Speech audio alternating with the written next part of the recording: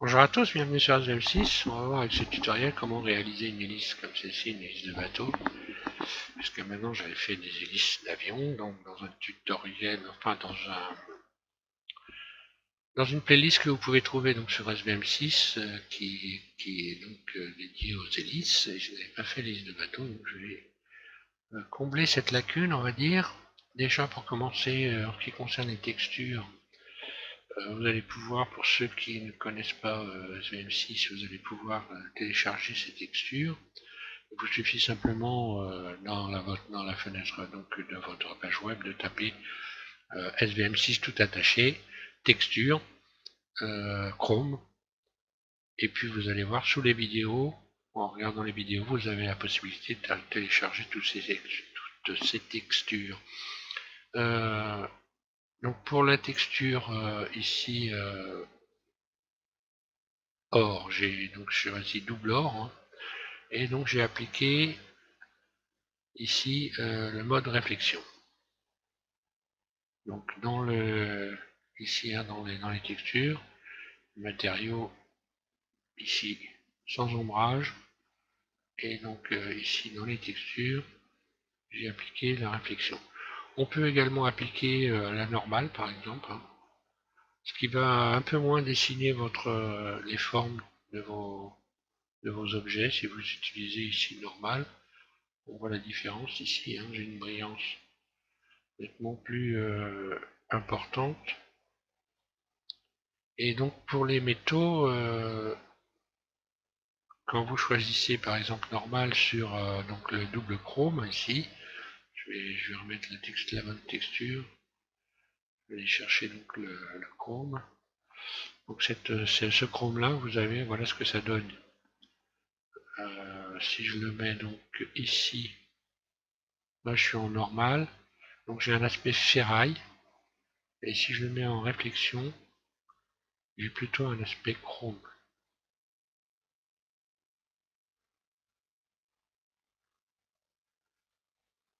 Voilà.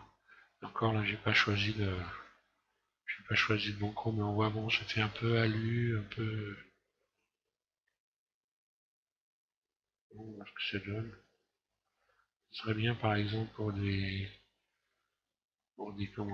la cuisine, des gens qui font des batteurs, des choses comme ça. Donc bon, voilà, je vais passer à la modélisation. Après, à vous de choisir, hein, vous faites comme vous voulez. Chacun fait comme il aime. Donc on va passer à cette modélisation. Alors, là, on va pas faire comme pour les hélices d'avion. On va partir d'un cône. Donc vous ajoutez un cône ici dans Créer.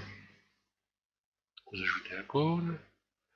Ce cône, ici, on voit dans cette fenêtre, ici tout en bas, que c'est un cône qui a 32 vertices de surface de base. Donc on va modifier ça. On va remplacer un clic gauche sur ce nombre. Et je vais remplacer ce nombre par le chiffre 8 pour avoir 4 pales. Je vais faire une pale toutes les deux faces. Ce qui va me faire 4 pales. Je vais me mettre en vue de face. Le 1 de mon pavé numérique. Et puis tout de suite derrière le 5 pour retirer le mode perspective. Donc tout est sélectionné. Il vous suffit ensuite de vous rendre donc dans le mode Edit, la double flèche de votre clavier. Et là, on va ajouter des rayons. Alors, pour ajouter des rayons sur des surfaces qui sont triangulaires, sur des faces triangulaires, ça va pas être possible de le faire de cette manière. Je vais vous faire voir. Vous allez donc ici utiliser l'outil bisecter, un clic gauche. Ici, vous vous placez sur le trait rouge, un clic gauche en continu, et puis vous bougez votre souris, vous la déplacez sur la droite, vous lâchez, et là vous avez donc créé un rayon qui fait le tour correctement de ces surfaces triangulaires, enfin de ces faces triangulaires. Donc ça c'est la première des choses. On va refaire exactement la même chose pour créer le haut de notre hélice, ici, l'intérieur. Je sélectionne tout, A, deux fois.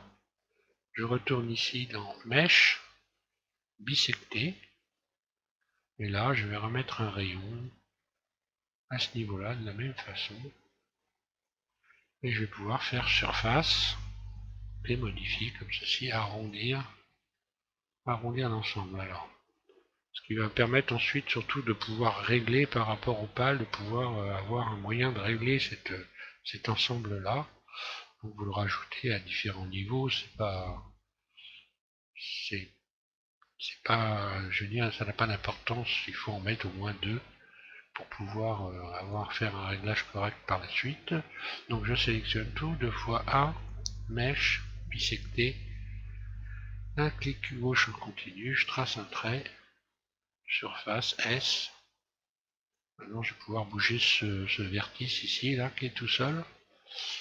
Voilà, pour obtenir à peu près cette forme-là. Ensuite ici, dans les icônes, vous cliquez ici sur cette icône, vous voyez un cube, là. Puis en appuyant sur Alt de votre clavier en continu et un clic droit, vous sélectionnez le tour complet en vous mettant au bord d'une face. Ça va vous sélectionner tout le tour. Ensuite, on va désélectionner ceci en damier.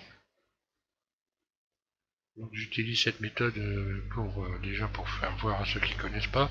Et en plus, si vous devez avoir beaucoup de faces parce que vous voulez faire plus de pales, moi j'en ai fait 4, mais vous pouvez en faire beaucoup plus. Ce sera beaucoup plus simple de faire en désélectionnant comme ceci. Vous allez gagner du temps. Donc ensuite, on va passer ici sur cette icône, un clic gauche, et je vais passer ici en mode origine individuelle.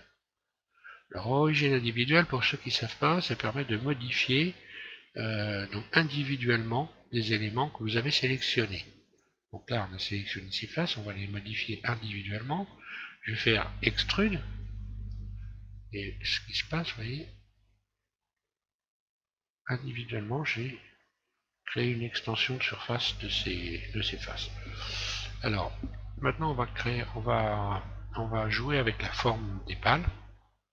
Donc là, on voit bien que je vais donc subdiviser l'ensemble ici, ajouter un modificateur, la petite clé plate ici dans les icônes. Donc de cette barre de tâches, je clique un clic gauche sur modificateur, excusez-moi, et je vais faire donc subdivision. Je vais ici dans cette fenêtre, subdiviser 3 fois. Voilà ce que ça donne. Maintenant, je vais passer ici en mode arrête. Je clique sur cette icône-là. Là, j'ai donc des arêtes. Je vais pouvoir sélectionner ces arêtes-là. Donc j'appuie sur Shift, hop là, pas celle-là. Shift en continu, puis un clic droit au bord de l'arête sur les arêtes. À proximité, hein, c'est pas la peine de vous mettre précisément sur l'arête. Vous vous mettez à proximité et ça va automatiquement marcher. Donc là, je vais pouvoir régler toujours en mode individuel. Donc ici, toujours en mode individuel, je vais pouvoir régler la dimension de toutes ces arêtes individuellement en faisant surface. Ce qui me permet de régler l'épaisseur. Surface, je bouge ma souris pour agrandir. Pour ceux qui ne savent pas, surface, S, je bouge ma souris, j'agrandis, voilà. Donc là, je retrouve l'épaisseur que j'ai envie d'avoir. Ça, c'est la première des choses. On a réglé l'épaisseur. Maintenant, je vais quand même retirer en mode face, ici, cette face-là, qui ne sert à rien. Je vais faire X, face, voilà. Et puis, on va régler maintenant la dimension de nos pales dans la, on va dire, ce serait quoi? Ça serait la hauteur. Allez. Alors, désolé pour ma toux. Vous allez sélectionner ces arêtes-là.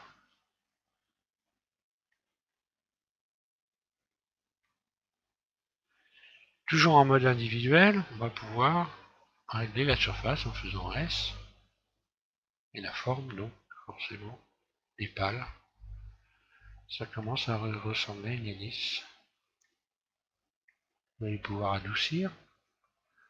Donc on voit bien que sur les surfaces, on voit des faces, hein, c'est pas joli, donc on va pouvoir adoucir l'ensemble, le rendre, donc vous passez en mode objet, un clic gauche, en cliquant sur votre clavier, sur la double flèche de votre clavier, et vous allez ici,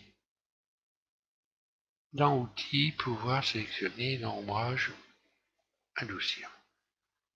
Voilà, j'ai repris sur des belles surfaces propres. Alors, à partir de là, on peut modifier. On va pouvoir modifier ici cette largeur-là, par exemple. Je me mets en mode arrête.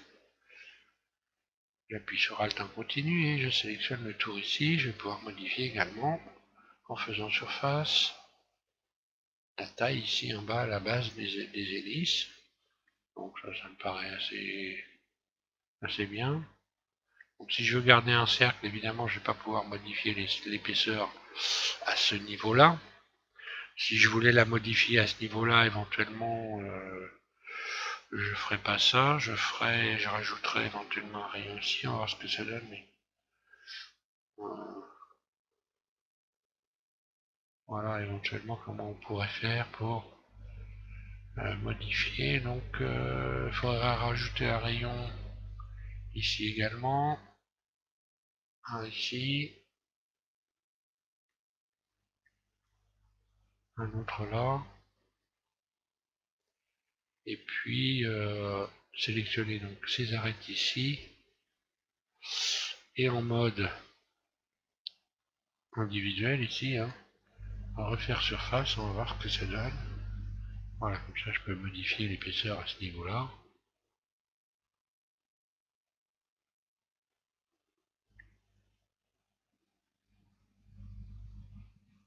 Alors, je resélectionne le tour ici, extrude surface,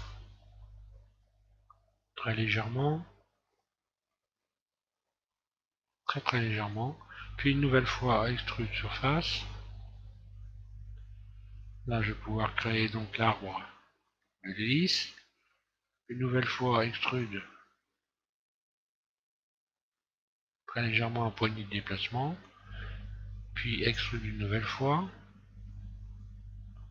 puis éventuellement extrude donc une nouvelle fois comme ceci, très légèrement, ce qui permet de créer directement les tensions de surface sans trop se casser les pieds. Alors ensuite, une fois qu'on a fait ça, on va pouvoir, vous allez pouvoir donc régler ici le cône de l'hélice, en sélectionnant évidemment ici ces rayons-là, et le modifier à votre sauce, faites comme vous aimez, l'allonger, etc. Hein, à vous de voir. Qu'est-ce qu'il faut savoir? Alors maintenant, on va donc on va briller cette hélice. Vous passez ici en mode face, puis tout simplement vous sélectionnez ici ces faces-là. Et là, vous allez pratiquer en mode, évidemment, barycentre, une rotation dans le sens inverse des aiguilles d'une montre, ce qui vous donne comme ceci, qui brille votre hélice. Une dessus, poignée de rotation. Et voilà comment on fait une ligne de bateau très simplement. Après, vous l'arrangez à votre sauce, hein, comme bon vous semble. On peut modifier plein de choses. Hein. Et on peut par exemple ici s'amuser, avant que je finisse, à sélectionner tout le haut par exemple, hein, puis avec la poignée de déplacement ici, modifier les pales comme ceci. Un autre type d'hélice, enfin voilà. Je ne vais pas aller plus loin, hein, c'est déjà. Vous avez déjà de quoi vous amuser, voilà. Je vous invite à vous rendre donc Comme d'habitude sur SVM6, vous allez y trouver plein de petites choses intéressantes à faire comme ceci, qui sont relativement simples, à la portée de quasiment tout le monde. Donc voilà, je vous remercie de suivre ma chaîne, et puis en ce moment, pour ceux qui ont envie de se lancer dans quelque chose de plus important, je modélise une 2 chevaux, et donc une 2 chevaux qui est une modélisation qui est à la portée de personnes débutantes, qui ont des petites bases quand même, des notions de déplacement. Et si vous voulez vous amuser à modéliser une 2 chevaux de A à Z, ben, voilà, rendez-vous sur la playlist de SVM6. Vous tapez donc sur votre fenêtre du web SVM6 2 chevaux, 2 CV, puis vous allez voir toute la playlist qui comprend beaucoup de vidéos, puisque là j'en suis à 60, plus de 70 vidéos, mais bon, au moins vous avez un modèle de A à Z avec toutes les explications. Voilà, merci.